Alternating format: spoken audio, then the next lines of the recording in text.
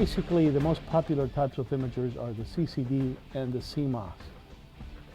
As I keep saying to my friends and colleagues, there are different reports of CMOS not being as good as CCD, or CCDs being not as good as CMOS. There's a controversy. The only problem I see is that you got to compare apples to apples.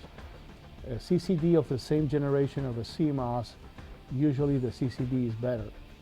In the future, as CMOS quality improves, it will probably take over for CCDs as the technology and the structure and architecture of the CMOS becomes more effective in terms of sensitivity. So for now, let's concentrate on these differences. We have said that pixel count versus pixel quality, which is the size of the pixel and the construction, are related. Now, when pixel count goes up, pixel quality goes down.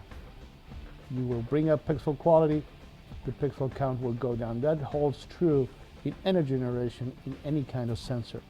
So let's compare the opening, which is where the light comes into the imager.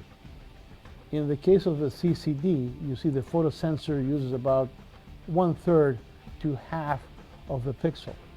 In the case of the traditional CMOS, that opening is significantly smaller. So the light that goes into the photodiode or photosensor is much less on a CMOS.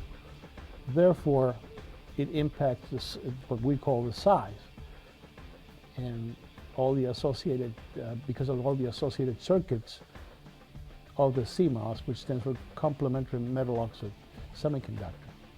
So let's look at the construction of the CMOS sensor itself. All these little triangles you see here in each pixel are the associated circuits or amplifiers in that pixel. In addition, you have drivers which control the clocks and timing and route the signal throughout the semiconductor, which also uses up space on the semiconductor, as compared to the CCD, which is basically uses up much less real estate, allowing the picture element, specifically the pixel, to be larger. And here comes the benefit of the CCD being more sensitive and having, therefore, a better dynamic range with a larger pixel. Dynamic range refers to the ability to reproduce detail in the darker and lighter or brighter portions of the image simultaneously. A traditional picture where the CCD outperforms the CMOS, again, in the same generation, is being seen here in the slide. You can see the details of the sky and the mountains and trees in the back, which you cannot distinguish on the CMOS. Of course, it has been a little bit exaggerated here just for the purpose of explanation. The other significant difference between these two sensors are what's called the vertical smear, which is that vertical line on a very bright object.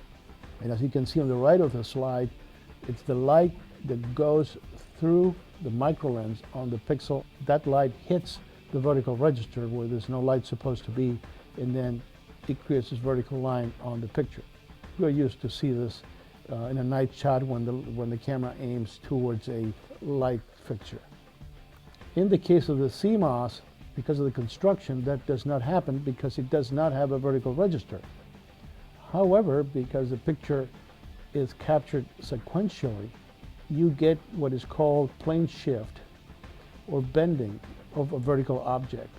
In this slide here, when the camera is panning from left to right and the object is like a vertical pole, because the image is captured from top to bottom, it will be in different positions as the camera is panning, resulting on a tilt of that image.